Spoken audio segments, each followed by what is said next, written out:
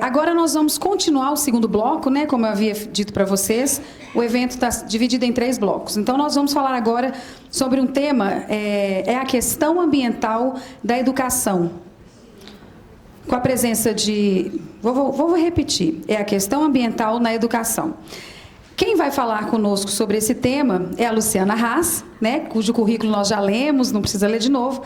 E Adriano Gianturco. Ele é professor e coordenador de Relações Internacionais do IBMEC BH, doutor em Teoria Política e Econômica pela Universidade de Genova, mestre em Ciência Política pela Universidade de Turim, bacharel em Ciências Políticas e Relações Internacionais pela Universidade de Roma. Acho que eu posso parar por aqui, né, pessoal? Vamos dar uma salva de palmas para os dois.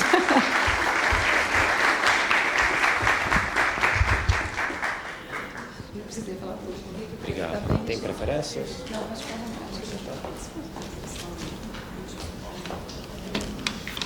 Tem um microfone.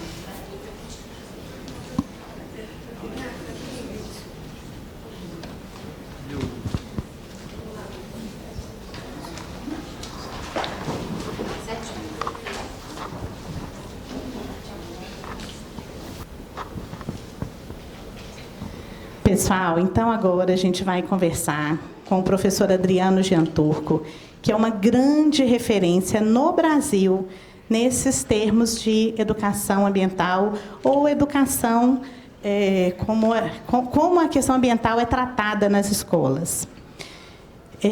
Eu vou fazer primeiro, professor, uma breve introdução. Eu vi que na apresentação dele, ele trouxe muitos exemplos do que acontece nos livros didáticos. Nos livros didáticos, assim, acredito que a maioria de vocês... Só vou me posicionar melhor aqui, para eu conseguir ver também os slides. Vocês já devem ter percebido, né, pessoal, uma enxurrada de doutrinação ideológica nessa área ambiental. Como que as nossas crianças, os nossos jovens, estão sendo submetidos dioturnamente com ideologia nesse sentido.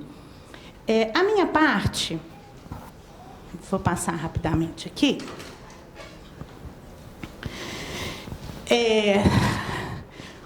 O desvio da finalidade da educação que tem acontecido. Nós usamos muito a palavra doutrinação, não é verdade? Mas doutrinação já está muito desgastado. Então, a gente tem que começar a dar o nome que isso realmente tem. É o desvio da finalidade educacional, ou desvio da finalidade da educação.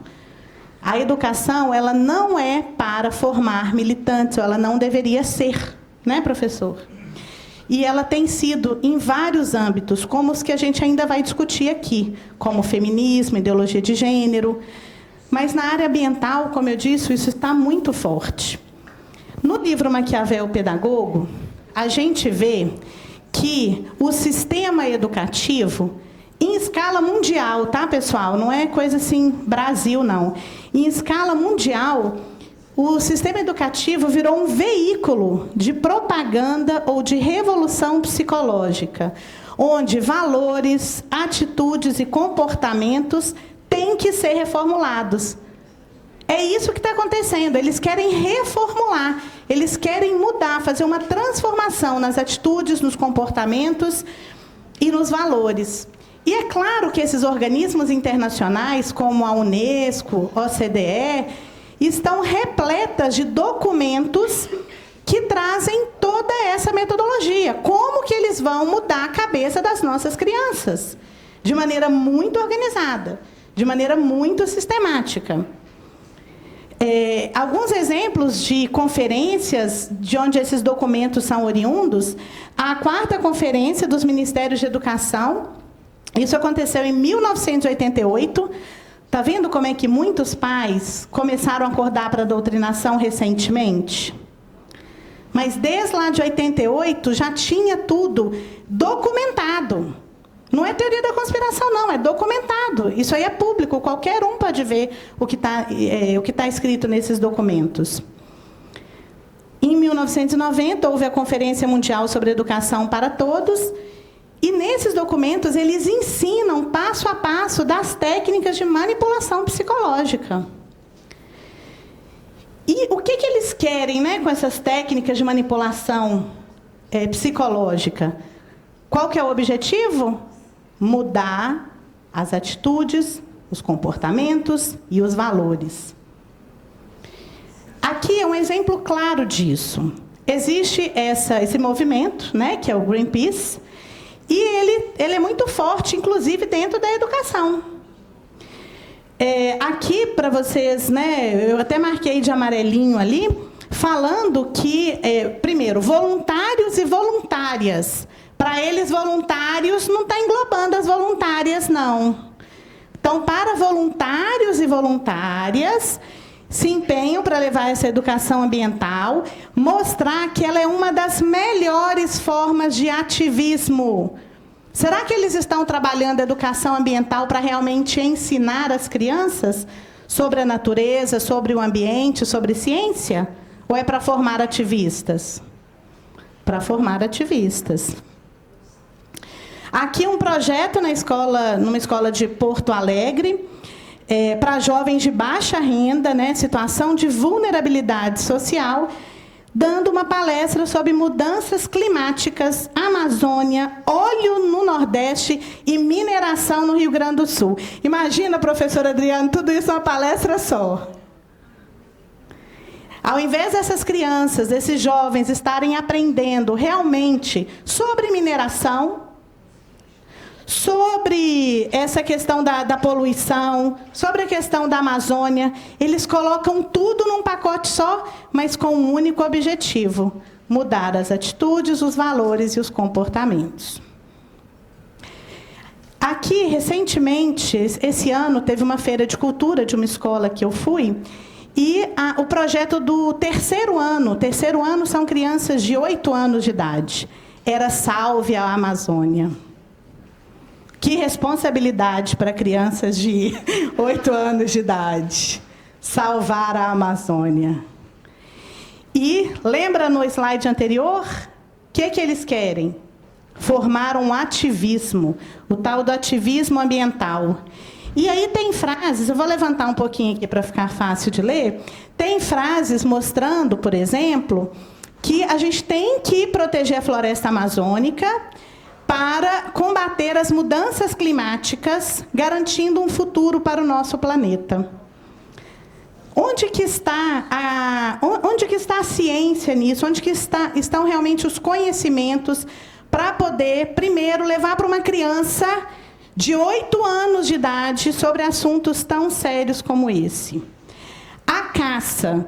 Ali falando, né, que os animais são importantes para todos nós e até para eles mesmos. Vocês estão vendo que isso foi um trabalho de feira de cultura, isso não foi nem tão bem trabalhado, a questão da linguagem com as crianças, do significado disso. Você está enganando a si mesmo ao desmatar a Amazônia. A floresta amazônica preservada garante a saúde e a beleza de todos nós do planeta. Viu, gente? Preservar a Amazônia traz beleza para todos nós do planeta. Aqui falando, por favor, não queimar as árvores das florestas, não cortar árvores ou explorar mineração. Para a Amazônia durar muitos anos, pois se desmatamos ela, ela daqui a uns anos não existirá. E por aí vai, gente. Nosso pulmão está adoecendo. A Amazônia dificilmente aguenta. Não explore a Amazônia. Os curativos estão acabando.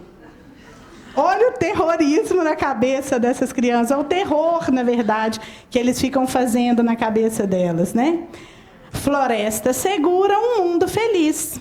Ao preservar o meio ambiente, não desmatando, não poluindo, garantimos o ar puro e a biodiversidade na floresta. Não queremos um meio ambiente, queremos um inteiro. E aí eles vão criando essas frases de impacto. Essa, vocês vão escutar muito. Não queremos um meio ambiente, queremos um inteiro.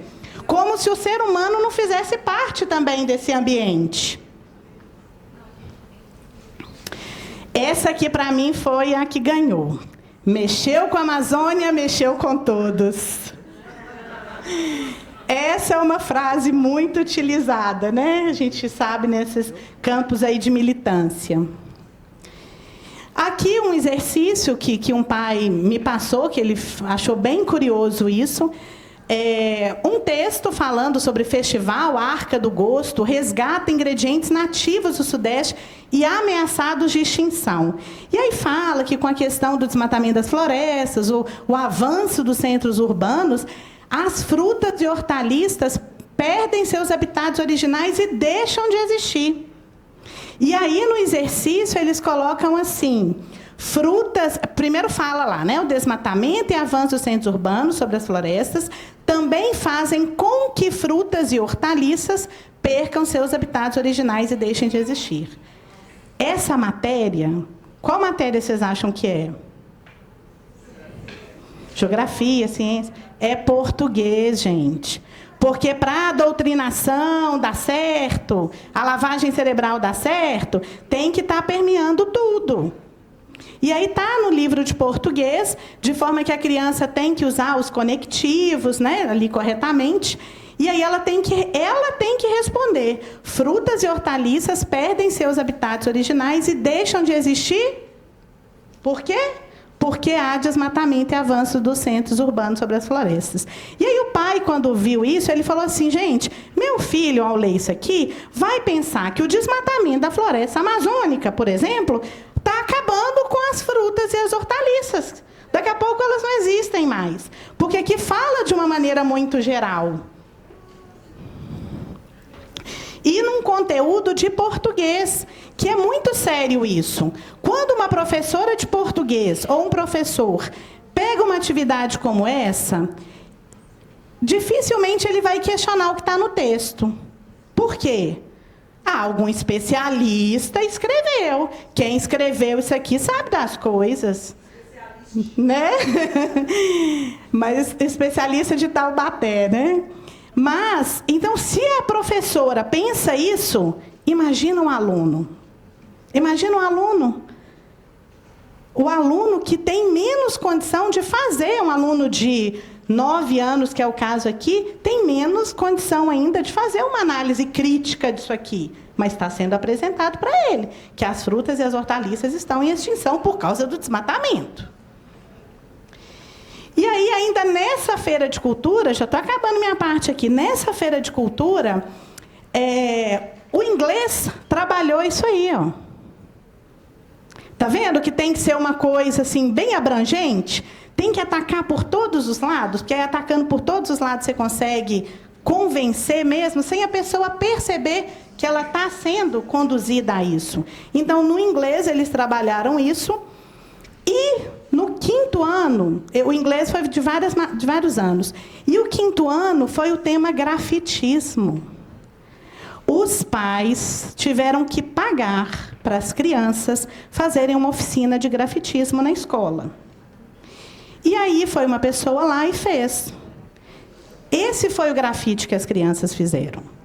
Eu senti que algumas das crianças estavam envergonhadas.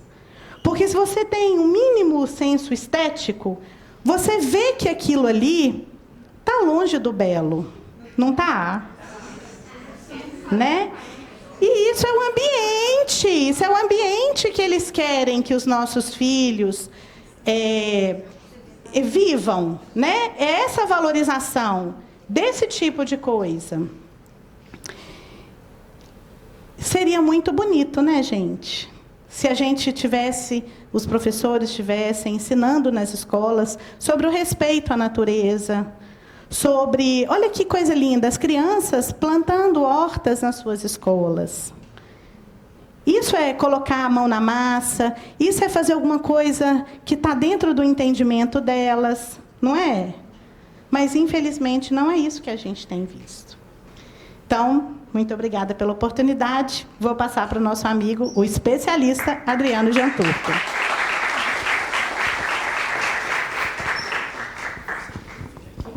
Onde você preferir? Olá, gente. Boa tarde. Primeiro, quantos minutos eu tenho? Cerimonialista? Só para colocar aqui. 25 Tá. minutos. Bom, primeiro, aqui está funcionando também? Ok. Muito obrigado pelo convite. Não conhecia a organização, a associação que está organizando este evento e agradeço realmente. Pelo que entendo, não se trata de um evento acadêmico, mas são pais, mães preocupadas com essas questões. Então, meus parabéns realmente a vocês que estão participando, à sociedade civil que está se organizando e aos organizadores. Pela primeira vez isso está acontecendo no Brasil, porque infelizmente a situação geral, eu vou falar de ensino e meio ambiente, mas a situação geral realmente é muito trágica e já faz décadas, né? Então agora talvez a organização é importante, né? E é importante também nós ter conteúdo para poder fundamentar o que nós vamos falar lá na hora. Então vou tentar ir ao ponto da questão. Será que tem um passar de slide? Sobre o tema que me foi dado. Eu vou dividir em 3 momentos. Primeiro vou mostrar alguns exemplos. Poderíamos ficar aqui uma semana para mostrar exemplos péssimos nos livros, etc. Depois vou mostrar por que isso está errado, quais são algumas das consequências e o que deveria ser na verdade. Quais seriam os dados, as coisas que eles deveriam mostrar ou que eles não mostram. Tá? Não sei quantos de vocês conhecem este livro, se seus filhos utilizam. Conheço alguns deles. Este me parece um dos piores, o Buriti. Alguém conhece? Okay? Um dos piores livros de ensino já numa média que já está muito baixa. Algumas coisas falam por si só. Observe as imagens sobre o uso de agrotóxicos. Um avião que deixa agrotóxicos, aí a criança que come a maçã e passa mal. A cadeia lógica é essa para eles. E atenção, claro que ninguém nega aqui que existam problemas com agrotóxicos, ou assim como na Amazônia, com fertilizantes. Mas, obviamente, primeiro você deveria explicar o que são os agrotóxicos, qual é a função dos agrotóxicos, dos fertilizantes, né? Sua função é aumentar a produtividade, que é uma coisa positiva por N motivos, ok? E aí, claro, que como efeitos colaterais, pode, com excesso, sem controle, pode gerar problemas desse tipo. Ninguém está negando isso. Mas seria como falar de um medicamento só dos efeitos colaterais, né? Também, na verdade, há um problema de adequação com a idade das crianças. Isso é para crianças de 6, 7, 8 anos. Crianças dessa idade não têm maturidade para entender questões tão complexas. E isso então, não só uma das minhas falas, que hoje vou reiterar várias vezes, não é a questão de deveria ter os 2 pontos de vista. Não deveria ter nenhum. Isso é jabuticaba total. Em lugar nenhum do planeta se faz essa lavagem cerebral. Eu não chamo nem de doutrinação, isso é lavagem cerebral. Isso não é normal. Estes aqui são assuntos complexos que inevitavelmente são mal entendidos por crianças que ainda não têm o conhecimento básico. Qual seria a cadeia lógica normal? Primeiro você entender o que é a natureza, os habitats, o ciclo da chuva, a fotossíntese, etc. E conhecer a natureza para depois conhecer seus problemas. Assim como num curso de medicina. Você estuda primeiro fisiologia, depois patologia. Primeiro como funciona o corpo e depois como não funciona, quais são os problemas. E não logo de cara colocar numa criança de 6 anos os problemas mundiais, né? Além da atitude de tentar resolver, obviamente que é muito ônus, né? Para uma criança de 6 anos que não tem a capacidade de compreender tudo isso. E além disso, isso é evidentemente terrorismo psicológico. Isso é apelo à emotividade e não à racionalidade. Eles tentam convencer as crianças apelando à emotividade e não à razão, além de fazer terrorismo psicológico. Vocês devem saber de várias crianças que têm, às vezes o menino não bebe mais água porque na escola falaram que a água está acabando, ou que não quer comer mais peixe porque a professora falou que os peixes comem microplásticos nos oceanos, aí ele ficou com medo, e coisas de tipo. É claro que são coisas bobinhas, etc., mas são crianças, e isso demonstra que não tem maturidade para entender, e não tem embasamento para entender essas coisas. Ninguém quer esconder deles essas questões, mas tudo tem um momento certo, evidentemente. Pode até fazer mal à psicologia. Aqui também, olhe também, fertilizantes e agrotóxicos. A chuva manda do solo para os rios, dos rios chega para nós, os meninos tomam banho no rio, aí passa mal com febre o dia seguinte. Terrorismo psicológico. Apelo à emotividade, exagero, não há fundamentação científica. Não que não possa acontecer de novo, sempre temos que fazer esse disclaimer, claro que pode acontecer, claro que acontece, mas é a exceção, não é a norma, certo? Ok. Aqui se fala de extinção dos animais. Ok? Não que os animais não estejam em extinção e não tenha espécie em extinção. Mas vou mostrar daqui a pouco que, na verdade, há muitas espécies que estão voltando a aumentar. E muitas que antes eram consideradas extintas, que agora estão voltando, na verdade. Vou mostrar os dados daqui a pouco. E, obviamente, os livros sobre isso não falam nada. É sempre só enviesado. A importância da água. Vocês sabem qual é... Aí os livros falam do quê? A água está acabando, a água potável está acabando, a água é poluída, a distribuição da água é mal distribuída no mundo, nós temos que cuidar da água, a importância da água, você tem que fechar a torneira, a agricultura é responsável por o maior uso de água, etc, etc, etc. Todos os livros falam as mesmas coisas.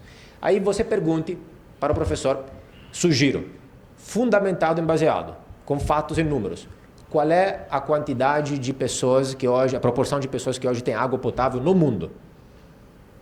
74%. 74% das pessoas do planeta têm água potável em casa. Dados da ONU. É só pegar o gráfico e você mostrar para eles. E a água potável no mundo está aumentando, obviamente. Ou seja, existe um problema, tem gente que não tem, ninguém está negando isso, mas não é um problema mundial, não é uma tragédia, como quer se falar. E, na verdade, está também melhorando. Não que não seja assim, não que não tenha essas questões, mas sempre, o foco é sempre só na coisa negativa. Okay? E gera, obviamente, problemas psicológicos. Aí a importância da água. Né? No final deste livro, que é absolutamente péssimo, inclusive a questão da doutrinação às vezes se interliga entre uma área e uma outra. Não consigo me focar só na questão do meio ambiente, porque há uma questão do meio ambiente, mas também de postura. A postura que eles sugerem, incentivam os alunos, é sempre aquela de militante e não de conhecimento científico. Então é sempre, escreva uma carta de protesto ao ministro, escreva uma carta de protesto ao prefeito, etc. Qual, segundo, na sua opinião, a importância da água? Qual vocês querem que seja a importância da água para uma criança de 7 anos, gente? É a água na geladeira para beber, é a água na piscina para tomar banho. Não tem a capacidade para entender isso. O risco de apresentar essas coisas na idade errada é apressar demais etapas e gerar um problema. A criança não tem opinião sobre qual a importância da água no planeta. Ele mal entende ainda qual é o ciclo da água, da chuva. Não entende nem como acontece a chuva. E já a problematização da água, né? Antes do conhecimento científico. Aí aqui, por exemplo, em sua opinião, é importante que os proprietários rurais conservem a natureza no espaço rural? Por quê? 7 anos. É importante, olha, para nós é banal, mas olha a complexidade da coisa. É importante... Os proprietários rurais, o cara tem que saber o que são proprietários. Conceito de propriedade. Rurais, no espaço rural, a natureza e a água, e a importância de tudo isso, que envolve questões econômicas, geográficas, hídricas, políticas, sociais. Isso só, na verdade, o que gera? Gera respostas que são todas padronizadas, como eles querem, e a mentalidade de militante, sempre com o mesmo viés. Certo? Isso é absurdo mesmo. O que se estuda no livro Buriti? Reserva Particular do Patrimônio Natural. RPPN. Vocês sabem o que é RPPN? Reserva Particular de Patrimônio Natural. Ou seja, vejam, se estuda a denominação administrativa, jurídica, política de um estado específico entre 190 que existem no mundo, porque essa denominação só existe no Brasil, ok? Se estuda a denominação administrativa, jurídica, política do Leviatã, antes das crianças saber quais são os habitats, o que é cerrado, o que é floresta, o que é uma área fluvial, etc. Os meninos ainda não conhecem a natureza, mas já sabem como o Estado trata, do ponto de vista jurídico-administrativo, a natureza, a reserva particular, patrimônio natural, etc. De novo, viés politizado. Viés estatista até na forma de pensar. O foco é no Estado, no viés político-administrativo e não na natureza, na ciência, na geografia física mesmo. A geografia que nós estudamos hoje não existe mais. A geografia física, de verdade, hoje foi substituída por uma geografia política, na verdade. E política com um viés, evidentemente. Isso é muito grave porque é mais grave, a meu ver, que o conteúdo. Porque o conteúdo você às vezes consegue depois reverter em casa. Não, olha, não é bem assim, etc. Isso aqui molda a forma de pensar. Porque a forma de pensar é que tudo está dentro do Estado e nada está fora do Estado. E tudo tem que ser resolvido pelo Estado. Qualquer problema social que exista é via Estado. Então é a forma mesmo de pensar. Numa mente de uma criança que é muito plasmável, evidentemente. Né? Impactos ambientais do campo. Muitos agricultores utilizam fertilizantes agrotóxicos em excesso. Muitos. Qual é a base para afirmar isso? Onde está escrito isso? Como assim muitos? Isso é mentira. Tem, mas não são muitos. Qual é o dado? Com base em quê? O tempo inteiro. Pode ser um erro, etc. E tal. Mas é sempre na mesma direção. Né? Olha aqui. Existem práticas que tentam reduzir os danos ao meio ambiente. Alguns agricultores cultivam produtos orgânicos sem o uso de fertilizantes agrotóxicos. Primeiro, mentira. Orgânicos usam fertilizantes agrotóxicos também. Só que, primeiro, em certas quantias específicas permitidas para poder ser denominados orgânicos. E segundo, alguns agrotóxicos e fertilizantes considerados naturais, como esterco, que aí pode, de novo, garantir a denominação de orgânicos. Mas outra coisa é demonstrar que o esterco de cavalo faça menos mal ao meio ambiente e à saúde humana que é fertilizantes considerados artificiais. Então, primeiro é mentira, é tecnicamente errado. Minha sugestão, já aproveito, eventualmente, no enfrentamento, etc., com a escola, é embasamento técnico. Não é questão de viés ideológico, é questão, está tecnicamente errado. Não é verdade que os porque aí não tem o que falar. O que podem falar? Está objetivamente errado. O resto abre margem para conversas, responde uma coisa, responde outra, te taxa de direita, etc. E aí acabou. Te taxou de direita, tchau, acabou. Você divide o movimento dos pais, te taxou assim, te deslegitimou e tchau. Agora, isso aqui é tecnicamente errado, não tenho o que dizer. Ainda, essa técnica ainda pode recuperar terras destruídas. Mentira, errado.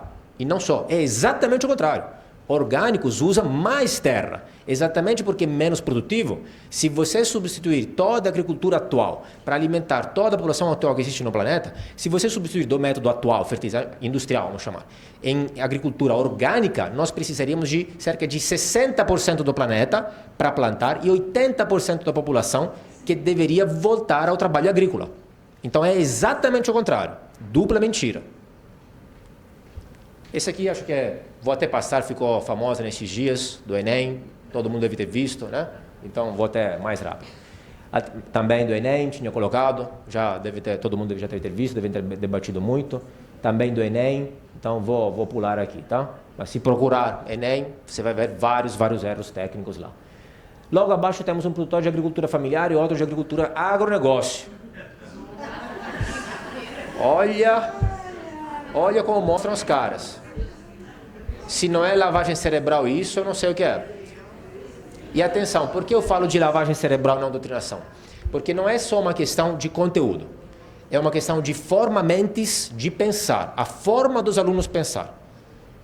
Eles falam espírito crítico e eu estou cansado de ver alunos que saem das escolas todos falando as mesmas coisas idênticas.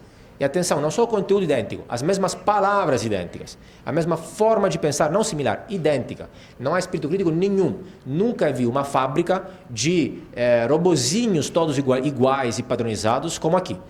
É surreal o nível de padronização, de lavagem cerebral. Os meninos nunca ouviram algo diferente e são incapazes de pensar fora disso. É exatamente o contrário. A desculpa da teoria crítica, do espírito crítico, e faz exatamente o contrário. É lavagem cerebral mesmo. Tá? E passa por mensagens subliminares como essa, que não fala nada, mas diz tudo, porque aí fica no subconsciente da criança, né? Mais grave ainda, nem a honestidade de falar o que eles acham de verdade transparentemente, desonestos com crianças, né? Isso aqui é crime. Olha aqui, trabalho escravo. Na zona rural ocorrem problemas ambientais, desmatamento, poluição química, problemas sociais. Vamos estudar 10 trabalho escravo. Assim, fecha o Brasil então, né? Isso aqui parece que assim, só tem problemas, né? Na área rural, agronegócio, é só isso, é o inferno, trabalho escravo, é sempre este foco dessa forma, quando na verdade é uma das áreas melhores, é a área que mais alimenta, é a joia da coroa, o que mais produz, o orgulho da nação, produtivo, tecnológico, o que mais exporta, alimenta o resto do mundo, deveria mostrar as coisas positivas e também os problemas, claro, e só se fala numa direção. Enviesado e errado. Bom, exemplos, repito, poderíamos continuar até amanhã, então vou tentar. Quantos de vocês ouviram falar de ecoansiedade? Ecoansiedade é uma nova doença reconhecida pela mesma Organização Mundial da Saúde. Não é, Adriano? Hoje existe a ecoansiedade, gerada pelo quê? Exatamente por todo este terrorismo psicológico, não só nas escolas, claro, não só aqui, no mundo inteiro, na mídia, etc. Tal. Então, ecoansiedade é essa ansiedade em relação a questões ambientais que sempre mais os jovens e as crianças têm. E tem vários, além dos casos anedóticos que eu contei aqui, de algumas criancinhas, e devem conhecer outros, tem vários e vários casos mais importantes também. Já existem alguns estudos que mostram que sempre mais crianças têm pesadelos ambientais ligados à questão do meio ambiente. Fizeram um estudo na Inglaterra e é provavelmente assim também em outros países. Okay? Então, efeitos concretos disso, porque evidentemente a criança é jogada lá com um monte de coisas muito grandes, perigosas, etc., das quais não sabe muito, não entende e obviamente não consegue resolver. Então, é muito ônus para ele, pânico, gera todos esses problemas. Okay? Sugestão, né? Peçam para as escolas, visto que, pelo que entendo, é uma organização que tenta resolver essas coisas, etc. Se você pedir uma palestra, uma dinâmica sobre ecoansiedade, está dentro do tema de meio ambiente, de sustentabilidade, etc. Tal. Não tem o que falar. Se negar, pega mal. E se falar, vai ter que falar isso. Ok? Agora, bom, o que falta aqui? Qual é a verdade? Primeiro, de novo, não é que não tenha problemas. É claro que em todas as esferas da sociedade tem N problemas e no meio ambiente também. Só que como tudo isso já sabemos e se foca sempre muito nisso, vamos focar um pouco também do outro lado, como deveria ser certo. Certo? Vamos mostrar. Primeiro, desmaterialização. Este é um fenômeno recente que está ocorrendo. Ou seja, no mundo, nós estamos utilizando menos matérias-primas, menos materiais. Aqui tem algumas. Que está caindo o uso. Vejam, não obstante a população mundial esteja ainda aumentando. Essa é uma ótima notícia. Banalmente, por que acontece? Porque nós hoje temos tudo num celular só, num aparelho só. Você tem despertador, fotocâmera, N coisa, etc. E porque tudo está sempre mais na nuvem. E porque também nos tornamos mais eficientes em produzir o copo com menos vidro, isso aqui com menos minério de ferro, etc. Tal. Então, na verdade, nós utilizamos menos matérias-primas que antes. Não obstante, a população esteja aumentando. É uma linda notícia, que deveria estar nas primeiras páginas de todos os jornais e não está em nenhuma. Ok? Então, mentira quando está aumentando, não é. É errado, é o contrário. Os dados aqui demonstram que os países nos primeiros estágios de crescimento econômico, é verdade que usa mais recursos, explora mais a natureza, e polui mais, etc. Tal, porque passando de um país pobre para um país de renda média, é mais ou menos isso que acontece. Mas depois que alcança um certo grau de riqueza, o uso de recursos, na verdade, volta a cair. Por quê? Porque é o processo de eficiência. Os países, as indústrias, a economia se torna mais eficiente e aí usa menos recursos, aprende a produzir mais com menos. Sem precisar de lei para isso. Porque a mesma conveniência das empresas tende a fazer isso. As empresas querem utilizar o menos possível para produzir o mais possível. Este é o processo normal da humanidade desde o Big Bang até amanhã, na verdade. Não precisa nem de uma lei para impor tudo isso. Aqui, o famoso decoupling, ou a desassociação. Do que se trata? Vários países que estão crescendo economicamente e o impacto ambiental diminui. Vários e vários países. Você vê que alguns mais, alguns menos, muitos deles são países ricos, claro, mas não só, sempre mais países estão indo nessa trajetória agora, até países não ricos, países de renda média, até países pobres, uma boa notícia. Então dá para associar, para conjugar crescimento econômico com respeito à preservação do meio ambiente. Não é verdade que uma coisa vai contra a outra. E está acontecendo, não é teoria, é fato. Não é verdade que a cidade destrói o meio ambiente, que as indústrias destroem o meio ambiente. Não necessariamente, não sempre. E os dados mostram isso. Então, aqueles dados lá, aquelas falas estão erradas, não são enviesadas. Que sabemos. Mas isso abre uma conversa infinita. Estão erradas mesmo, objetivamente falando. Aqui, por exemplo, 80% vou tentar ser mais rápido, que estou vendo aqui o tempo. Estou quebrando aqui a... Emissões de substâncias destruidoras de camadas de ozônio caíram de 75% desde 1988. Onde está isso nos livros? Não está. Vou passar rápido então alguns dados, tá? Só para tentar fechar rapidamente aqui no tempo. Na Europa, desde 90 até 2015, nós ganhamos um Portugal inteiro em termos de terra. Na Europa toda, desde 2010, houve um aumento da agricultura, então da agricultura intensiva, então se conseguiu fazer o quê? A reflorestação de muitas áreas, porque a agricultura intensiva é mais eficiente, mais produtiva e permite a reflorestação. Então, primeiro se desmata, primeiro se polui, primeiro se usa, depois, na verdade, melhora. Não é necessariamente para sempre este processo. Desflorestamento global diminuiu em 50% desde 1990. Não significa que não haja países, áreas, regiões onde o desmatamento não esteja aumentando, tá? Mas ao nível global está diminuindo. Cadê essa notícia nos livros? Cadê essas notícias na mídia? Não está. Enviesados, errados, facciosos. Número de mortes por catástrofes naturais está diminuindo de forma exponencial. Se você olhar a mídia, parece que mais pessoas morrem por furacões, tsunami, terremoto, vulcões, etc. Mentira. É exatamente o contrário. Nunca na história da humanidade morreu tão pouca gente por questões naturais. É exatamente o contrário. Exatamente porque hoje morre menos, então é mais raro, então vira notícia. E como o mundo é mais globalizado, nós temos mais notícias do mundo inteiro, então quando morrem duas criancinhas, e claro que é uma tragédia humana, mas não é uma tragédia global, do outro lado do mundo, todo mundo fica sabendo. Antes acontecia mais, só que nós não sabíamos. Então, os dados são estes. Tá? Incêndios, furacões e enchentes, não é verdade que está aumentando. Não é verdade. O que acontece? Aumenta o impacto econômico, diminui as mortes e aumenta o impacto econômico. Ou seja, banalmente, quando um furacão, uma enchente destrói uma casa, um apartamento, um carro, etc. Hoje, este carro, este apartamento vale mais que 30 anos atrás. Então, o impacto econômico é maior. Mas, na verdade, o número de pessoas que morrem por isso é menor. Até porque, como ficamos mais ricos, nós conseguimos ficar mais longe da natureza, então ser afetados menos pela natureza. Então, na verdade, é exatamente o contrário. O que está aumentando é o impacto, mas os eventos em si não estão aumentando. Tá? Aqui também os dados que mostram isso sobre enchente, ok? Estão diminuindo. Incêndios e queimadas, diminuição de 25% desde 2003, ok? Então, todos os dados mostram exatamente o contrário. Não obstante, a mídia parece falar o contrário, certo? Aqui os dados, olha lá, a capa do Time e os dados satelitais que mostram exatamente o contrário. Mas a mídia é isso mesmo, faz notícia, esse é o trabalho, normal, ok? Em parte às vezes desvia a atenção, ok? Não exatamente mentira. Ok. Número de áreas protegidas, por exemplo, a RPPN que mostrei antes, está aumentando na história. Olhem quantas... E aí, em cada país existe uma terminologia jurídica administrativa diferente.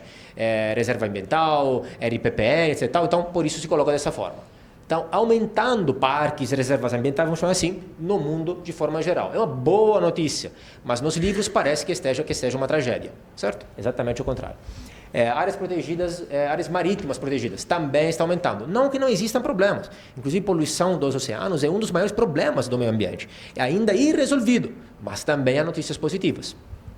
Ok?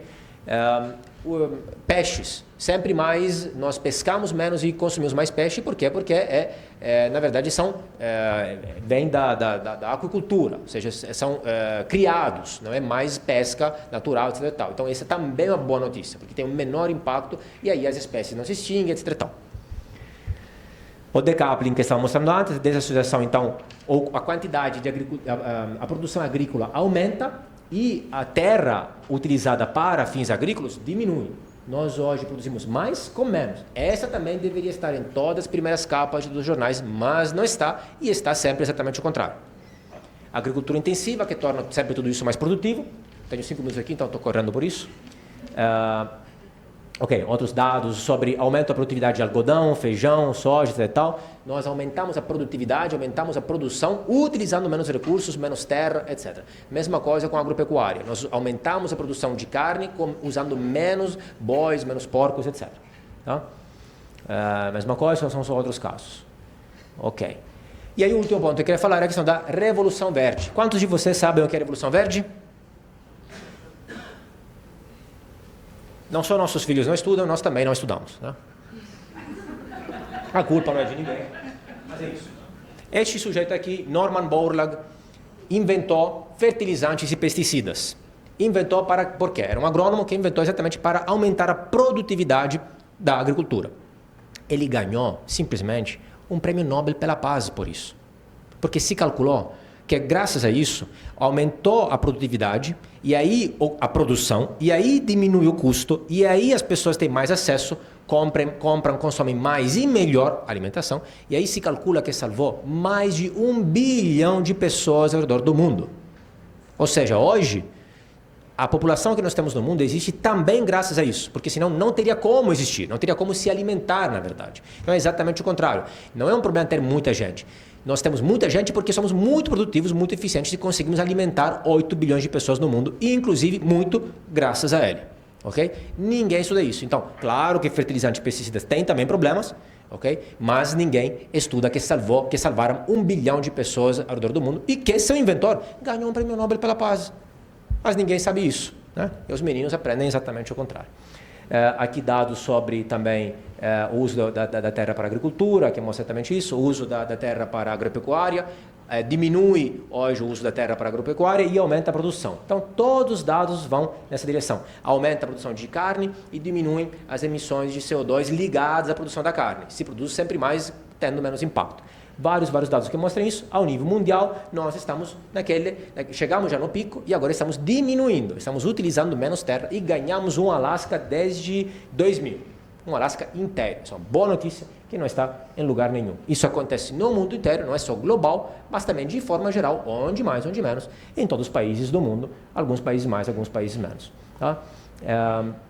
Outra ótima boa notícia, a produção, por exemplo, de cereais é maior que a mesma população. Então, nós temos, na verdade, estoques, uma capacidade produtiva a mais que a mesma população. Aquele perigo da sobrepopulação simplesmente não existe, é exatamente o contrário. É mentira, está objetivamente errado. E termino, curva de Kuznets, vou rápido, só 2 minutos. Curva de Kuznets é uma teoria, curva de Kuznets aplicada às questões ambientais. Kuznets também é um economista que também ganhou simplesmente um prêmio Nobel pela economia. Então, quem é o cara? Né? E ele explicou que é, teoricamente, o que nós vimos agora. Que é o seguinte, olha, nos primeiros estágios de desenvolvimento de um país, de uma economia, de um sistema, se utiliza mais recursos, de forma geral, da terra, minério, floresta, etc. Tal. Então também se polui mais, se destrói mais. Mas depois que chega num certo ponto de riqueza, este impacto, na verdade, diminui. O uso de materiais, de recursos diminui. E hoje foi comprovado. Hoje está comprovado isso. Hoje já está acontecendo isso na prática, de fato, em várias e várias questões. Existem problemas, mas também existem lados positivos. Obrigado. Tentei.